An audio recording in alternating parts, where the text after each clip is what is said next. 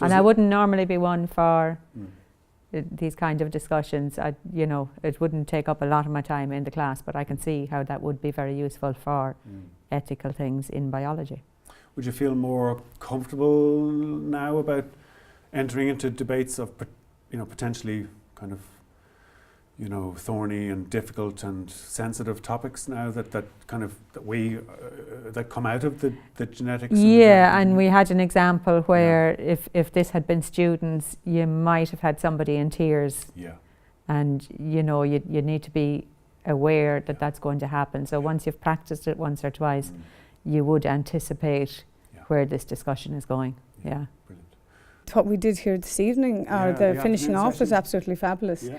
It was a little bit nerve-wracking at points when you were given the catch box, because you normally freeze, but we learned so much information on how we can apply that in our different classroom settings, not only in science but in other subjects. It's not something we're used to doing, is it, as science teachers, is having these kind of debates that would, I suppose, they'd be much more common in English classroom or the SPHE classroom or even the history classroom, I think. Yes. Not something that science teachers often get into, not in a kind of structured way. No, because we normally just deliver facts. Yeah. But when it comes to ethical issues,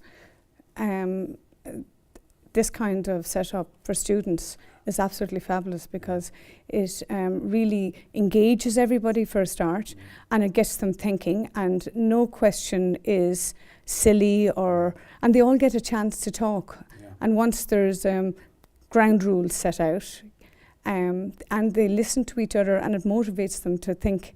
Kids will have heard things about CRISPR, but they don't know what CRISPR is, so it's great to have an opportunity to teach them. And of course, the activity that took place at the end of the day, where we looked at exploring ethical issues and evaluating those issues around biology and around genetic information and genetic engineering. It's a great way to address misconceptions students can have, but allow students to develop real thinking skills, informed thinking skills, to be able to research and to be able to judge and make an opinion based on those. Do you think that the philosophy activity is potentially useful to biology teachers? You mentioned the key skills, linking to this key skills and linking to this area of... Well, I think for the junior cert, students have to have informed opinions on various subjects like sustainability, global warming, etc.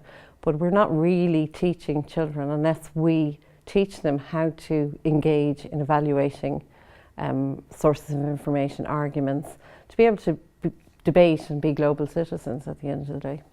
I think science teachers can sometimes see the philosophical area as being divorced from their own subject, and I think today's activity offers them a very real example and an opportunity to experience what it is to be involved in a safe, structured group environment where people are able to articulate their opinions and also have them listened to by other people. And the inquiry builds on itself, and people build on each other's ideas, so they feel valued. So I think the philosophy approach is a very powerful one, very new to science teachers particularly, but potentially but very valuable to them, especially when it comes to teaching the new specification or indeed transition year students.